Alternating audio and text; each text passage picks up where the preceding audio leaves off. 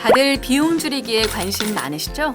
그런데 이게 막상 손을 대보면 뭐부터 줄여야 할지 감이 잘 안 잡힙니다.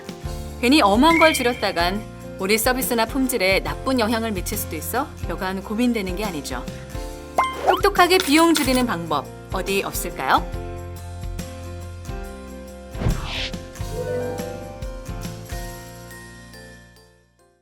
세계적인 경영 컨설팅 기업 AT커니에 따르면 비용에는 굿 코스트와 배드 코스트가 있다고 합니다. 그리고 제대로 비용을 줄이려면 굿 코스트가 아닌 배드 코스트를 줄여야 한다고 하는데요. 그렇다면 어떻게 굿 코스트와 배드 코스트를 구분할까요? 첫째, 그 비용이 고객의 직접적인 경험과 관련이 있는 건지 생각해 보세요. 고객의 경험과 별 상관없는 데 드는 비용이라면 그건 배드 코스트인 거죠. 둘째, 만일 고객의 경험과 관련이 있다면 과연 그게 고객에게 정말 가치가 있는 건지 살펴보세요. 고객 경험과 관련은 있지만 고객이 별로 중요시하지 않는 거라면 이 역시 배드 코스트가 됩니다. 마지막으로 고객이 직접 경험하는 것일 뿐만 아니라 고객에게 중요한 비용이라면 그 비용이 가장 효율적인 방식으로 쓰여지고 있는지 점검해 보세요. 만일 이 세 가지를 모두 충족한다면 그건 굿 코스트입니다. 더 줄일 필요가 없는 비용인 거죠. 그런데 세 가지 중 하나라도 충족하지 않는다면 배드 코스트로 볼 수 있는데요. 이는 한번 줄여볼 여지가 있습니다. 그럼 금호 아시아나의 사례를 통해 배드 코스트를 줄이는 법을 구체적으로 살펴보겠습니다. 항공업계에서 비용 관리는 연료비를 줄이는 게 관건이죠. 아시아나 항공도 마찬가지였습니다. 이들은 앞선 세 가지 포인트를 짚어 배드 코스트를 줄여갔는데요.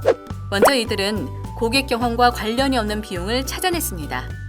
아시아나는 비행기가 무사히 착륙하고 나면 15분간은 두 개의 엔진을 다 사용하지 않고 한쪽 엔진은 꺼두는데요. 착륙 후 터미널까지 갈 때는 굳이 비행기 엔진을 둘 다 쓰지 않아도 되기 때문이었죠. 한쪽 엔진만 사용한다고 해서 고객이 그걸 느끼는 것도 아니고요. 이렇게 해서 2012년 한 해에만 7억 3,300만 원을 줄였습니다. 그 다음 고객 경험과 관련은 있지만 고객이 중요하지 않다고 여기는 비용을 쳐냈습니다. 기내에서 고객에게 식음을 전달해주는 카트. 이 카트는 고객 경험과 관련이 있죠.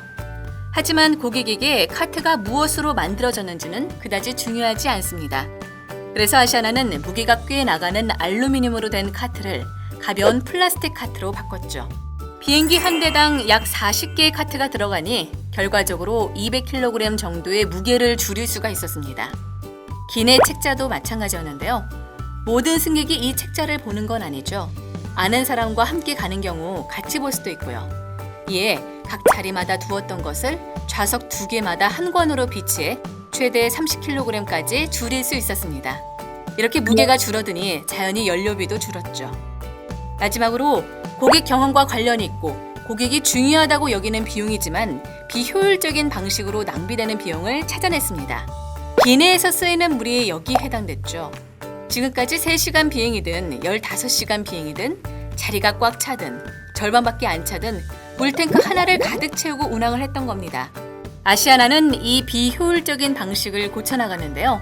비행 시간이나 승객 수, 승객들의 평균적인 물 섭취량 등을 고려해 탱크에 넣는 물의 양을 4분의 3으로 줄였죠.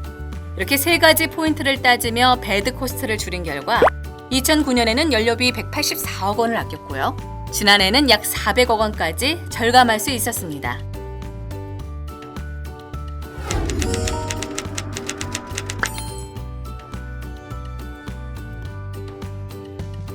혹시 당신도 비용을 줄여야겠는데 뭘 줄여야 할지 몰라 고민하고 있나요? 그렇다면 배드 코스트부터 줄여보세요. 첫째, 고객의 경험과 관련된 비용인지. 둘째, 과연 그게 고객에게 정말 가치가 있는 비용인지. 마지막으로 가장 효율적인 방식으로 그 비용이 쓰이고 있는지를 따져보면서 말이죠. 생각지도 못했던 부분에서 큰 비용을 아낄 수 있을 겁니다.